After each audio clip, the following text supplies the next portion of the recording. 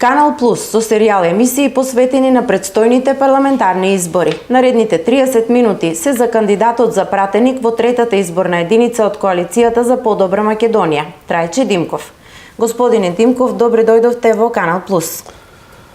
Благодарам на поканата. Добро ве најдов јас.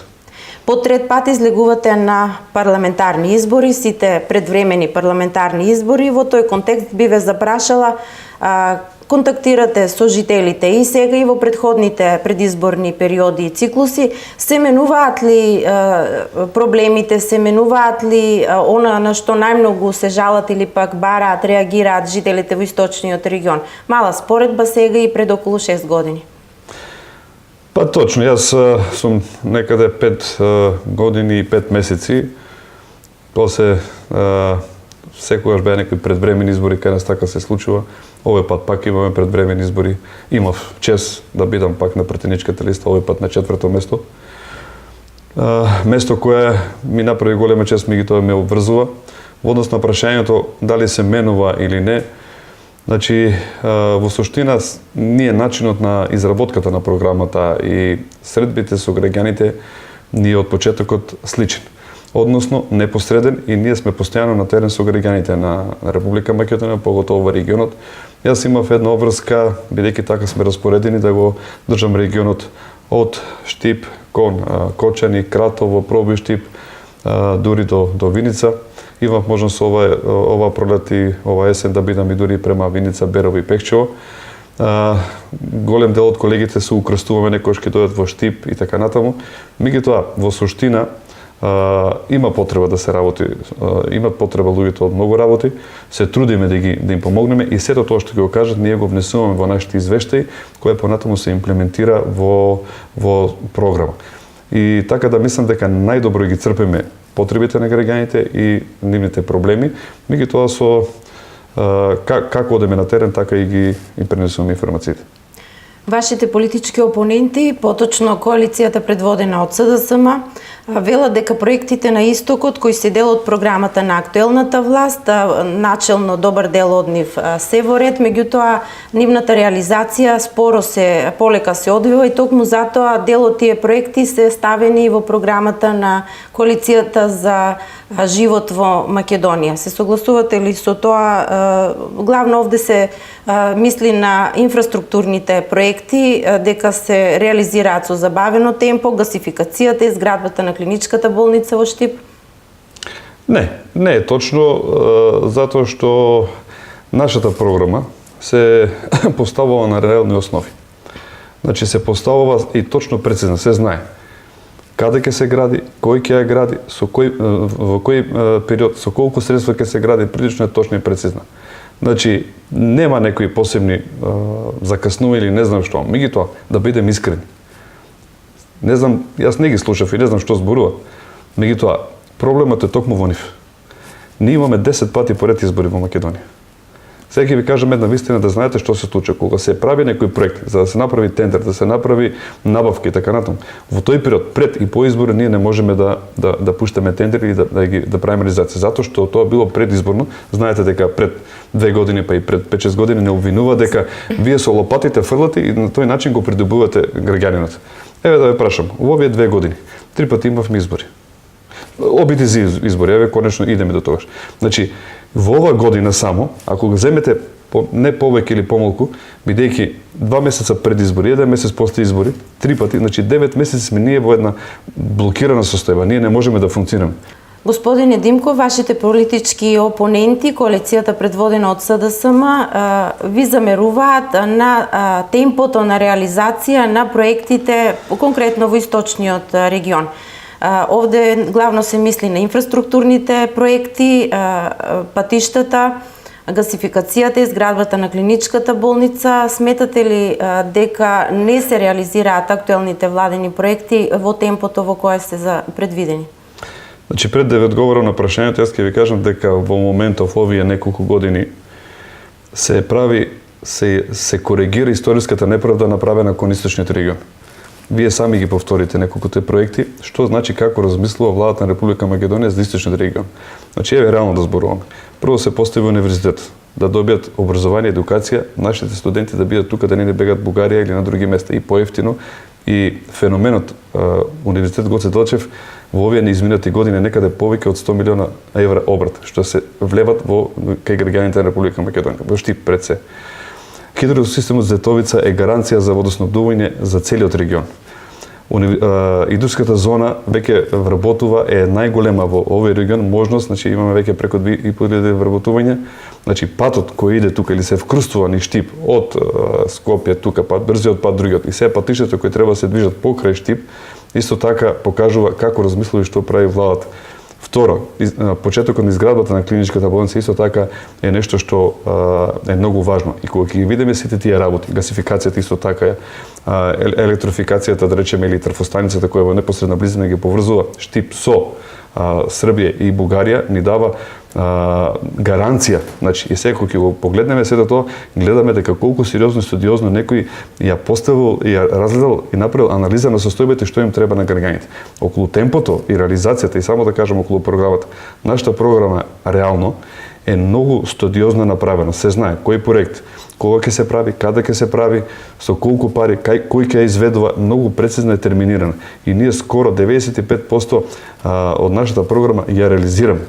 Меѓутоа, во однос на темпото или зошто тие така размислуваат, е затоа што ќе ви кажам, во овие 10 години во Македонија имаше 10 избирачки циклуси.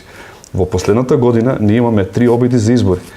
Првите 2 обида беа кога, нели, сами тие се откажа. И во тој период, сега сите знаат, и тие знаат, меѓутоа сакат да ја манипулираат јавноста, бидејќи сите сме свесни. Во тој период немаме ни вработување, нема ни тендери, ни набавки и сето е блокирано. И сега ако и тоа им беше тактиката за да го разочарат граѓанинот, да нема вработување, да се стопират сите тие работи, и сега па да не обвинуваат дека било намалено темпото. Како и да е. Значи, факт е дека за 1 до 2 години во Штип ќе се постават такви институции, такви објекти кои Штип нема да биде истиот после тоа. Значи јас се надам за 2 години ќе се финализираат сите овие проекти и Штип ќе го направат како што и сега, да речеме, историски беше центар на Источна Македонија, ќе си го добие местото и мислам дека многу повеќе ќе имаме и услови за живот и ќе биде стандардот поголем и заштита на граѓаните во секој случај. Така да јас само им предлагам на нашите гласачи малку трпение, бидејќи не зависи се од нас, зависи и од многу други фактори, како што реков, меѓутоа пред се јас искрен ќе бидам, меѓутоа ми се чини дека и опозицијата сериозно многу не блокира во тој правец. Над 40 проекти, рековте, се конкретно за Штип и за регионот околу Штип. Колку се, да речеме, оние крупни битни проекти во источниот регион и она што посебно, ајде да ставиме акцент за оние луѓе кои днината ја гледат во земјоделието. Значи сет мерки за младите земјоделци, меѓутоа и олеснување, односно поквалитетни услови за производство на храна во целиот овој источен регион. Но да почнеме поред, значи 40 на рековте мерки може да препознаете во програмата. Дел од нив верувам дека во нивно дефинирање самите сте учествувале. Што она што сметате дека е ново или нешто што не е во тек, не е почнато, меѓутоа ќе биде поволно за Штип, за развој на економијата, за подобар живот? Па точно, значи голем дел од програмата, иако вака на некои им делува нешто често пати кога ќе не видат што работат пратениците и колку работат за нас. Обично не гледат на собрание кога само, нели, и тука е најавата, да, тие само гласат и толку ми е силата или моќта. Ние искрено сме на терен постојано. Значи ние тоа го правиме еднаш пролетниот дел, еднаш есенскиот дел, некаде по 2 месеци сме на терен. Со задача таму кај што треба да отидеме да ги слушнеме граѓаните со сите проблеми кои што ги имат. Назад со извештаите ние препознаваме и инсистираме за огромен број на проекти кои се за суштинска потреба на граѓаните. Во тој дел, значи програмата е толку сеопфатна, ги опфаќа сите, од најмалиот од децата па до возрастните, пензионери, така натака, значи за сите возрастни категории и опфаќа скоро секоја педа на македонска територија. Во тој дел, значи сега фокусот ќе биде бидејќи програмата на ВМРО ДПМН, не можеме ние да речеме од сега ќе почнеме, ние сме 10 години на власт. Има проекти кои се почнати и треба да се реализират. И во тој правец и веќе ги напоменав неколкуте проекти пред се во инфраструктурата, во електричната, да речеме, и гасоводната можност на граѓаните, обезбедување на таков ресурс. Меѓутоа, тука се и многу ситни проекти, од кои некаде има 48 проекти кои се за Штип и за регионот. Сега, во тој дел, бидејќи ги спомнам, да не се повторувам за другото и што се е направено за Штип, дел од тие автопатот треба да заврши во септември. Верувам дека колегите од СДСМ ќе се стрпат и ќе имат можност, ќе ги повикам тогаш заеднички да дојдат да идната година. Да, идната година во септември треба да биде. Брзиот пат е веќе во при крај и тука некаде се и двата патишта кои се многу важни за Штип до Кочани и до Радовиш. Меѓутоа да не забораваме дека ќе се прават, ќе се реконструират и се реконструира веќе патот од Виница кон Делчево, исто така и према Берово на таа страна почна да се гради еден пат кој е од Виница кон Биглата, што го викаат тука Делчевчани, кој е исто така многу важен, веќе 2-3 км е таму направен. Тој е многу важен дел. Често пати кога има одрени од едната страна се користи како заобиколен пат и многу квалитетен, бидејќи така е по мирно местото и по самата местоположба е подобра. Меѓутоа, не е само тоа. Сакам да кажам дека имаме сет мерки во спортот. Мислам дека тоа веќе зборувано беше една. Значи тоа се најважните суштински мерки што се имат направено за спортот. Им се дава простор и на бизнисмените, и на спортисти, и спортски клубови во еден друг правец и гаранција за сигурни финансиски средства. Меѓутоа, од друга страна, имаме проекти во културата. Значи се прави проект кај што сака да се средува тврдината Исар, да се обноват некои куќи во Ново село. Значи се работи на постоечкото место во Баргала, кај што ископините Баргала кај што се таму. Значи таму ќе се реагира во тој дел. Зборуваме за континуираните вложувања во универзитетот, бидејќи и тука имаме потреба тоа да се прави. Сега имаме вложување во социјалата, ќе се зголемат платите, ќе се зголемат пензиите. Значи тука тие се надвор од овие 48 проекти. Значи генерално како штипјани ние не може да зборуваме сега пензија за цела Македонија. Социјалната помош ќе се зголеми. Ќе има можност за бесплатна правна помош кај ромите. Значи во делот на земјоделието исто тука имаме еден сериозен капитален проект. А тоа е дека, знаете вие дека ние 600 милиони евра се планираат овие 4 години да се вложат во делот на земјоделието како субвенција. Меѓутоа имаме тука и имаме едно ново јавно претпријатие за водоснабдување кое генерално сега раководи на ниво на цела Македонија и тука сега се планира максимално да се вложи, значи тие канали порано што беа, значи се планират неколку акумулации да се направат исто така и на реката Отине се планира во прв дел ќе биде како проектна документација, да после веќе има огромни вложувања во тој дел да се прави сериозна таа брана.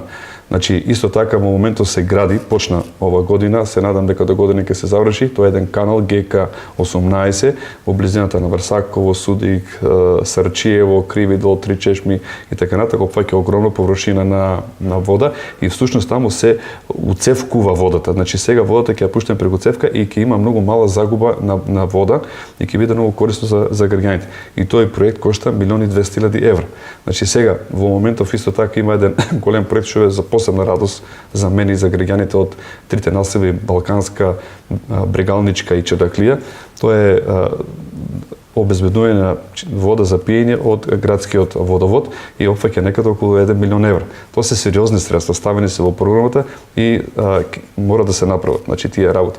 И сега кога гледаме за едни такви проекти и покрај другото имаме, еве да речеме, тој проект за купи куќа за млади и така, и тоа е многу важно. Бесплатно ќе им се дава на младите да им се прават планови.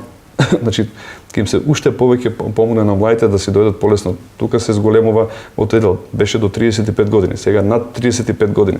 Значи, огромна е палетата на проекти кои треба да бидат во фокусот на Штип, меѓутоа и на сите граѓани на Република Македонија. Многу проекти се направени како за младите, меѓутоа реков и за сите возрастни категории. Добро, за Штип, она што го спомнавте, изградба на брана на река Отине, претпоставувам ќе најде на одобрување на голем дел од штипјани.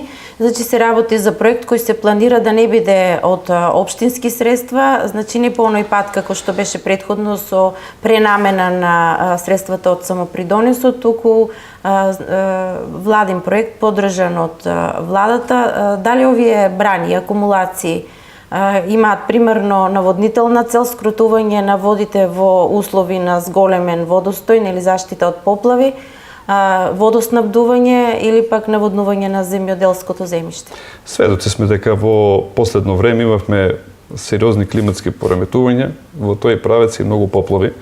Сега размислувањето се во два правца. Пред се и да се заштитиме од таквите поплави, меѓутоа и да ја задржиме таа вода, да ја искористиме во еден правец. Кога тргнавме во период да се субвенционира земјоделието, им требаше помош кај што на граѓаните ќе им се возможи да се стимулират да го работат земјоделието и сточарството. Тука се ИПА фондовите исто така, значи многу луѓе обезбедуваат како од националната програма за земјоделие, меѓутоа и ИПА меѓународните фондови кои што имаат можност да речеме да обезбедат машини и трактори за обработка на земјата, а во тој дел сега имаме еден фокус кај што се прават повеќе акумулации, бидејќи не можеме, значи ние ако ја пуштиме водата буквално да тече, а не ја искористиме како што треба, ја трошиме и не е ефикасно. Имаме тој проект, знаете, веќе капка по капка, некаде 80% ќе се финансира и можноста на граѓаните своите посеви да ги врзат на тој начин. Тој беше еден од најдобрите начини, едноставно Израел така изникна како една земјоделска држава затоа што во една пустина направи еден таков бум. А зошто тука Македонија при толку вода да не го направи тоа или па да ја искористи или да не ја троши да ја заштити. Во тој правец се и размислувањето на владата да ги направи тие проекти, во тој правец и размислувањето и за брана на Отине, каде што само проектот е некаде околу 3 милиона денари, а целата процената вредност на изградба на браната некаде 160 милиона денари. Средства сериозни, почетокот ќе се направи ова, меѓутоа е таа долгоочекувана брана. Се надеваме дека за скоро ќе почне сето тоа да се реализира. Покрај тоа тука треба да се уклучи еден крак од хидросистем Зетовица за населбата Чараклија. Тоа е таа техничка вода за значи наводнување на површините земјоделски, покрај тоа што ќе добијат и чиста вода за пиење. И тука исто така ќе се смени гумената брана, значи има во текот во течењето на реката Брегалница има повеќе брани и има и гумени брани. Една таква брана е оштетена во делот кај Карминскиот дел, значи таа ќе се замени со можност да може да ја подигне водата и да се водоснабдуваат тие површини од другата страна. Во моментот исто така сакам да кажам и прашање беше кога ќе заврши, се исчисти каналот. Тоа е еден канал на левиот крак на реката Брегалница кој се движи од Калиманци преку Виница, преку општина Зрновци, преку општина Чешиново, Блешово иде до Карбинци. И во моментов голем дел од таму нивите не можат да се наводнуваат бидејќи тој канал беше блокиран. И сега во фаза е значи проект кај што се чисти тој канал со можност да се приклучи водата од Калиманци и да можат тие ниви кои што се од Арголица, значи Карбинци, Таринци до Карорман едноставно да имат вода кај што ќе можат да имат поефикасно производство самите граѓани. И тоа е многу важно затоа што во тој дел голем дел луѓето се сели затоа што не може да обработува таа површина. Меѓутоа да не забораваме има една огромна мерка што не е ставена во делот на програмата за ШТИП, да речем, бидејќи опфаќа сите граѓани на Република Македонија за можност за финансирање во руралните средини. Таргетирани се 1650 населени места, вклучително пред се тоа ќе биде за Карминскиот дел за тие помалите општини, а ќе опати и поголем дел села, да речеме, кај што е Лакавички дел кај нас, кај што е Врсаково, Срчиево на таа страна, кај што ќе има можност, значи таму ако вложи некој, добива и субвенционирање, добива бенефици и само под услов да вработи луѓе од местото на живење. И тоа ќе биде нешто многу големо што мислам на некој начин ќе ги натера, бидејќи условите се многу добри, ќе ги натера бизнисмените да вложуваат таму бидејќи ќе добијат субвенции и во делот на вработувањето. Секој што ќе го вработи, тој ќе има олеснување некаде ми се чини дека 5 години не мора да плаќа пензијско и здравствено осигурување. И тоа е многу важно да ги стимулират за да ги вратат луѓето да направат бизниси таму со можност тие луѓе што не излегуваат од селата да може таму да се вработат. Земјоделието како предуслов за развој на секоја држава, па и кај нас, наводнувањето, имате план за наводнување, субвенциите директно кои одат во земјоделието повеќе кратно од година во година растат, милионски суми им се на располагање на земјоделците по разни основи. Вака една мала паралела, расте ли бројот на земјоделците како земјоделски производители, расте ли земјоделското производство во источниот регион? Сведоци сме дека никнуваат фарми со малку поинакви култури, нели се адаптира и земјоделието спрема климатските услови, меѓутоа вака генерално произведуваме ли како источен регион повеќе храна со сите овие субвенции, сите овие предуслови кои се прават за поквалитетно производство? Па видите, анализите покажуваат дека имаме резултат во тој дел, затоа што сега за жал не успеав да во моментов не можам да ве кажам бројката колку се луѓе добиваат субвенции по однос на земјоделие. Значи, од пчеларство, од чување на стока, крави, не знам, овци, така над кози и така над. Значи, обработка. Значи, во еден период имаше дури се плаќаше и за тикви, и заработки и така над. Значи, оризовото производство, сега малку има некои проблеми со цената и ќе ви кажам и тоа е политичка. Искрено, затоа што од 2004 година нивите 75% тогашниот министер од Социјалдемократскиот сојуз ги даде на тројца луѓе или не знам колку луѓе во регионот. И сега тие луѓе таму имат и откупни станици, имат и сопствено производство. И сега граѓаните кои имат помалку посеви, едноставно не се конкуренти и овие диктираат цената. И сега постојано кога и да дојде вакви ситуации, тие ни прават криза. Оризот се врати кога дојде ВМРО ДПМН на власт и почна да субвенционира. Кај тутунот, знаете дека беше скоро и заборавена култура, а скоро и во регионот и да ја нема. Сега, значи, секој за кило продаден тутун има 1 евро, без разлика на квалитет. Отиваме квалитет кој е, да речеме, на почетокот на бербата неквалитетен и буквално, значи, и да го продадеш нема да добиеш повеќе од евро, евро и пол, а државата и таму субвенцира со по 1 евро. Така да и во делот на, еве сега има исто во програмата еден нов проект многу важен, значи за купување на сток.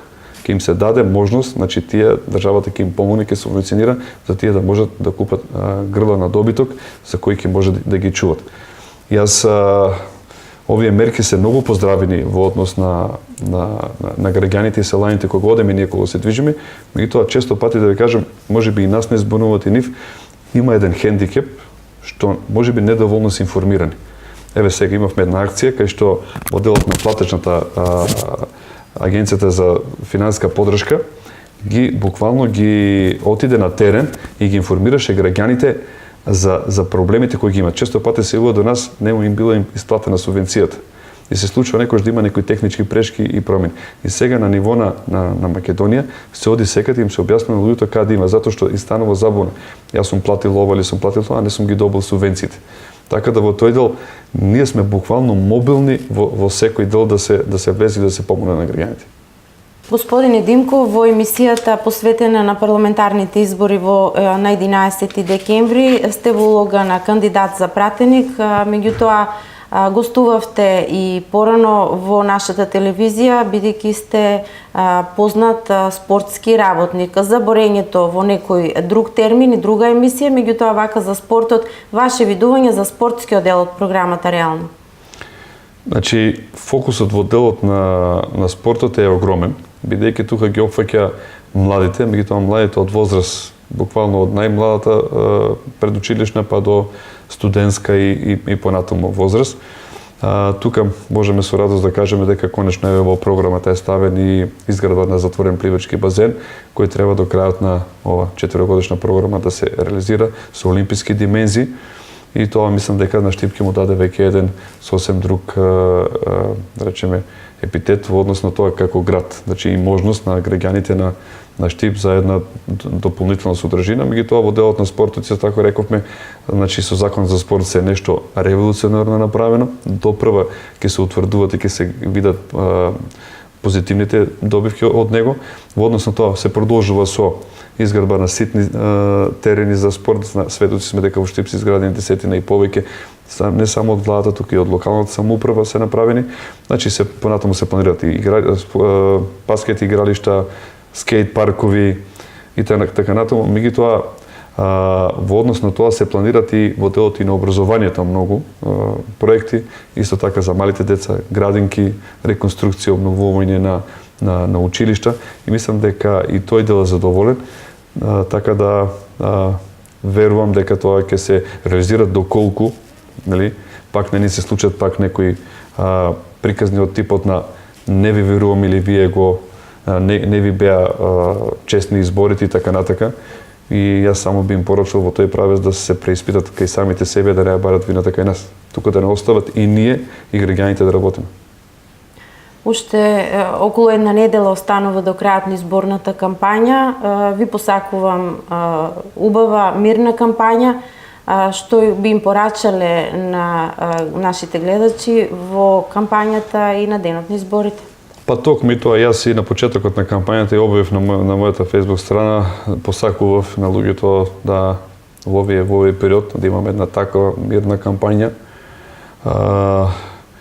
Сакам да им порачам дека ова што го правиме, ние како програма, ова што го нуди владата на Република Македонија, партијата ВМРО ДПМН, значи е реалност и тие што ќе се одлучат за нас се на вистинската страна. Сакам да ги уверам дека ова што го правиме е многу честно и добронамерно за сите граѓани на Република Македонија.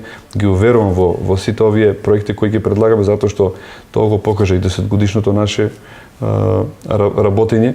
Меѓутоа, за да го тоа направиме, има неколку предуслови. Прво, ние мора да имаме фер и демократски избори, што ни се многу важни за македонци, без разлика кој ќе победи, бидејќи и пред меѓународната јавност и пред самите нас ние мораме да се испочитуваме и да направиме и да градиме квалитетна и права и здрава и со здрава мисла иднина.